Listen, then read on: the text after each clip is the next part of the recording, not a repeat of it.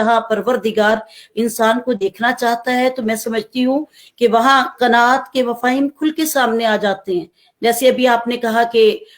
لوگوں کے پاس گاڑیاں ہیں، لوگوں کے پاس دکھاوے کا سامان ہے، تو میں یہ بات کہا کرتی ہوں کہ المال والبنون زینت الحیات الدنیا والباقیات الصالحات، کہ مال اور اولاد تو صرف دنیا کی زینت ہے. دیکھیے جتنا مال ہے ہم آج کسی کو دکھا سکتے ہیں تو دکھا دیجئے، اگر ہماری اولاد ہے ہم اس پہ فخر کر سکتے ہیں تو کر لیجئے، لیکن حقیقت حقہ یہی ہے کہ پروردگار نے کہا والباقیات الصالحات، تمہارے ساتھ کیا جائے گا؟ تمہارے وہ عمل جو باقیات الصالحات ہیں، جن پہ کسی چیز کا اثر نہیں ہوتا، وہ نیکی جو کبھی رائے گا نہ ہو. جیسے ہم ایک نیکی کرتے ہیں اور پھر ہم 70 گناہ جو ہے ان کا ارتکاب عمدن سہبن کرتے ہیں، تو پروردگار عالم کی بارگاہ میں وہ نیکی جو ہے اس کی حقیقت ختم ہو جاتی ہے، برائیاں حاوی ہو جاتی ہیں، نامہ اعمال بھر جاتا ہے. تو باقیات الصالحات وہ حقیقت ہے کہ جس پہ دنیا کی کوئی برائی غالب نہیں آ سکتی. باقیات الصالحات میں قناعت اور سادگی سب سے پہلے، کہ قناعت کا یہ عالم ہے کہ ختمی مرتبت کے بارے میں جب روایت کی جاتی ہے تو جناب رسول خدا صلی اللہ علیہ وسلم زمین پہ چٹائی کھجور کی بچھا کے سویا کرتے تھے. تو وہاں اصحابہ اجمعین تشریف فرما تھے، تو جناب بلال نے دیکھا کہ کھجور کی چٹائی ہے، تو کہا مولا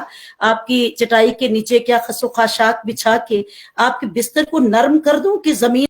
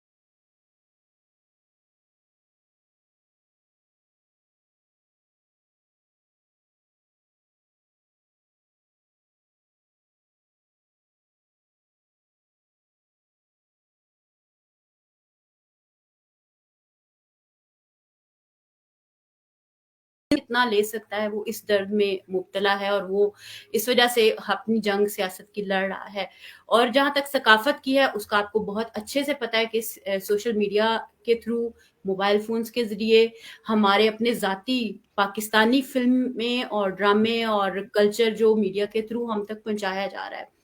اس کے تھرو بچوں کی، نوجوانوں کی، بزرگوں کی، بڑوں کی ایک ایسی سائیکولوجیکل